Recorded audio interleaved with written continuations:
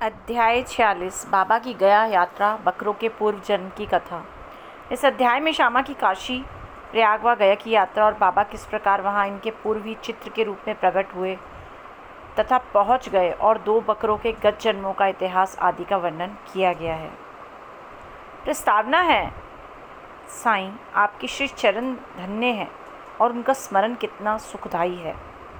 आपके भव्य नाशक स्वरूप का दर्शन भी धन्य है, जिसके फलस्वरूप कर्म बंध छिन्न भिन्न हो जाते हैं। यद्यपि अब हमें आपके सगुण स्वरूप का दर्शन नहीं हो सकता, फिर भी यदि भक्तगण आपके श्री चरणों में श्रद्धा रखें तो आप उन्हें प्रत्यक्ष अनुभव दे दिया करते हैं। आप एक अज्ञात आकर्षण शक्ति द्वारा निकटस्थ या दूरस्थ भक्तों को अपने समीप खींचकर उन्हें एक दयालु माता के समान हृदय से लगाते हैं।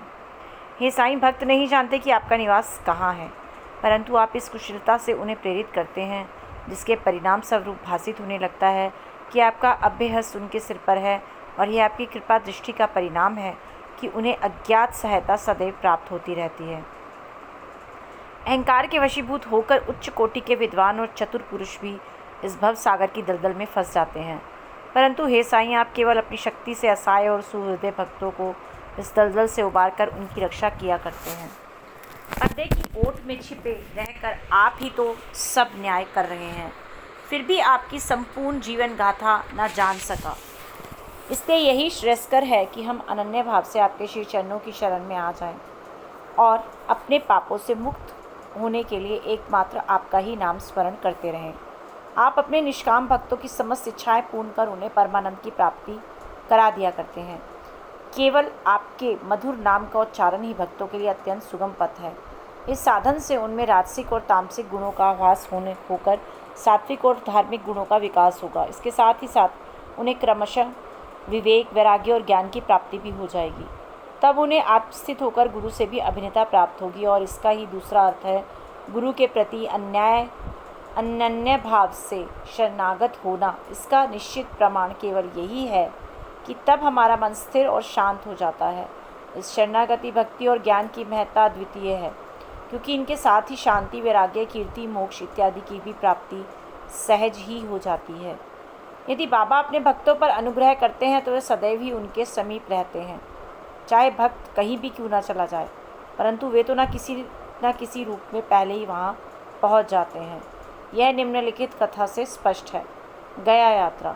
बाबा से परिचय होने के कुछ काल पश्चात ही काका साहेब दीक्षित ने अपने ज्येष्ठ पुत्र बापू का नागपुर में उपनयन संस्कार कराने का निश्चय किया, और लगभग उसी समय नाना साहेब चंदोरकर ने भी अपने ज्येष्ठ पुत्र की ग्वालियर में शादी करने का कार्यक्रम बनाया। दीक्षित और चांदोरकर दोनों ही शिरडी आए और प्रेम पूर्वक अपने बाबा को निमंत्रण दिया। तब उन्होंने अपने प्रतिनिधि श्यामा को ले जाने को कहा, परंतु जब उन्होंने स्वयं पधारने के लिए उनसे आग्रह किया तो उन्होंने उत्तर दिया कि बनारस और प्रयाग निकल जाने के पश्चात मैं श्यामा से पहले ही पहुंच जाऊंगा। पाठकगण कृपया इन शब्दों को थोड़ा ध्यान में रखें, क्योंकि ये शब्द बाबा की सर्वज्ञता के द्योतक हैं। बाबा की आज्ञा प्राप्त कर श्यामा ने इस उत्सवों में शामिल होने के लिए पहले नागपुर, ग्वालियर और उसके पश्चात काशी, प्रयाग और गया जाने का निश्चय किया। अप्पा कोते भी श्यामा के साथ जाने को तैयार हो गए। प्रथम तो वे दोनों उपनयन संस्कार में सम्मिलित होने नागपुर पहुँचे। वहाँ काका साहेब दीक्षित ने श्यामा को 200 रुपये खर्च के निमित्त दिए। वहाँ से वे लोग विवाह में सम्मिलित होने ग्वालियर गए। वहाँ नाना साहेब चंदोरकर ने 100 रुपये और उनके संबंधी श्री जठार ने भी 100 रुपये श्यामा को भेंट किए। फिर श्यामा काशी पहुँचे, जहाँ श्री जठार ने लक्ष्मी नारायण जी के भव्य मंदिर में उनका उत्तम स्वागत किया। अयोध्या में जठार के व्यवस्थापक ने भी श्यामा का अच्छा स्वागत किया। श्यामा और कोते अयोध्या में 21 दिन तथा काशी, बनारस में 2 मास ठहरकर फिर गया को रवाना हो गए। गया में प्लेग फैलने का समाचार रेलगाड़ी में सुनकर इन लोगों को थोड़ी चिंता सी होने लगी। फिर भी रात्रि को वे गया स्टेशन पर उतरे और एक धर्मशाला में जाकर ठहरे।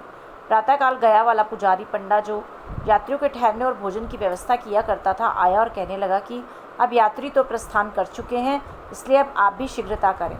श्यामा ने सहज ही उससे पूछा कि क्या गया में प्लेग फैला है? तब पुजारी ने कहा कि नहीं, आप निर्विघ्न मेरे यहाँ पधार कर वस्तुस्थिति का स्वयं अवलोकन कर लें। तब वे उसके साथ उसके मकान पर पहुँचे। उसका मकान क्या एक विशाल भवन था, जिसमें पर्याप्त यात्री विश्राम पा सकते थे। श्यामा को भी उसी स्थान पर ठहराया गया।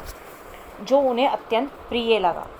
बाबा का एक बड़ा चित्र जो कि मकान के अग्रिम भाग के ठीक मध्य में लगा था, देखकर वे अति प्रसन्न हो गए और उनका हृदय भर आया और उन्हें बाबा के शब्दों की स्मृति हो आई कि मैं काशी और प्रयाग निकल जाने के पश्चात श्यामा से आगे ही पहुंच जाऊंगा।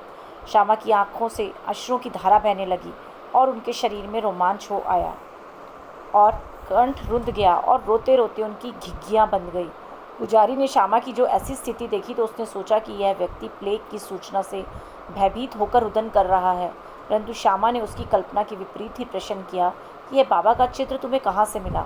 उसने उत्तर दिया कि मेरे 200-300 दलाल मनमाड़ और पूर्ण तांबे क्षेत्र में कार्य करते हैं। वहाँ शिरडी के साईं महाराज की कीर्ति मुझे सुनाई पड़ी।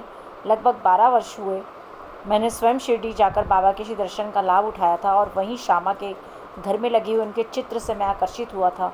तभी बाबा की आज्ञा से श्यामा ने जो चित्र मुझे भेंट किया था, यह वही चित्र है।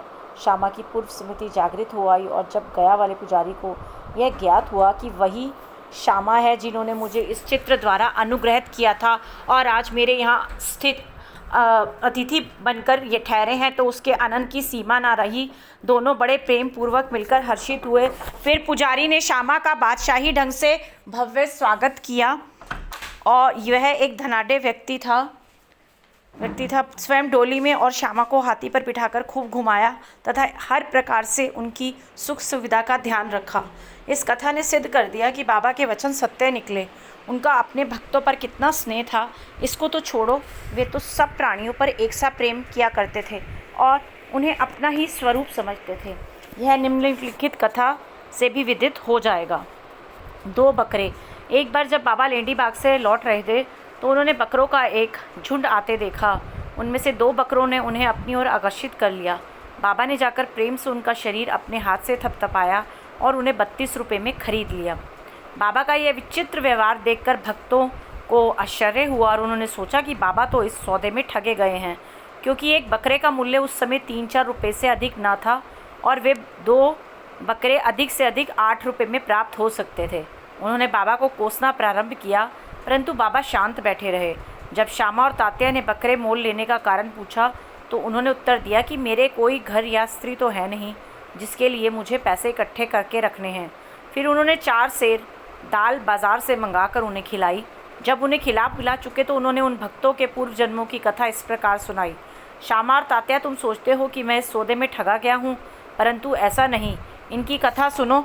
गत जन्मों में दोनों सगे भाई थे और पहले इनमें परस्पर बहुत प्रेम था, किंतु छोटा भाई बहुत परिश्रमी था, जिसने पर्याप्त धन उपार्जन कर लिया था, जिससे बड़ा भाई अपने छोटे भाई से ईर्ष्या किया करता था। इसलिए उसने छोटे भाई की हत्या करके उसका धन हड़प लेने की ठानी और अपना आत्मीय संबंध भूलकर वे एक दूसरे से बुरी तरह झगड़ने लगे। बड़े भाई ने अनेक प्रयत्न किए, परंतु वह छोटे भाई की हत्या में असफल रहा। तब वे एक दूसरे के प्राणघातक शत्रु बन गए। एक दिन बड़े भाई ने छोटे भाई के सिर पर लाठी से प्रहार किया। तब बदले में छोटे भाई ने भी बड़े भाई के सिर कुल्हाड़ी चलाई और परिणाम स्वरूप वहीं दोनों की मृत्यु हो गई। फिर अपने कर्मों के अनुसार ये दोनों बकरे की योनि को प्राप्त हुए। जैसे ही वे मेरे समीप से निकले तो मुझे उनके पूर्व इतिहास का स्मरण हो आया और मुझे दया आ गई। इसलिए मैंने उन्हें कुछ खिलाने पिलाने तथा सुख देने का विचार किया। यही कारण है कि मैंने इनके लिए पैसे खर्च किए जो तुम्हें महंगे प्रतीत होते हैं। तुम लोगों को यह लेन देन अच्छा नहीं लगा, इसलिए मैंने उन बकरों को गड़रिये को वापस कर दिया। केवल मनुष्य ही नहीं, सभी प्राणियों के लिए बाबा के हृदय में अपार प्रेम था। श्री सद्गुरु साईनाथर्पण मस्तु। शुभम भवतु।